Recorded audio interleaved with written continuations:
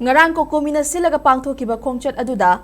Ichan thoibina over smart Oiduna Cocomi Leiramdre Haina Haikhiba Wafam adu Lankhre Ngakpiyu Haina Ichan thoibi masamak na sengdorakli ngasi Ichan thoibina Cocomi gi Lamphel da leiba office chatuna mahakna Haikhiba Wafam adu wakal khanta haudabadagi haikre Haikhiba Wafam adu na mathang sandokhiduna thokhaningdaba thodok kaya thokiba adu Ngakpiyu matungda asigumba hairoidaba wafam sing haidringai gi mamangda cheksinjarage haikhe I was Cocomi office and Izari, Adukangaran Cocomi Namianga Pasabari Malapaduda, Aina Kangodana, Aina aggressive Oiduna over smart Oiduna,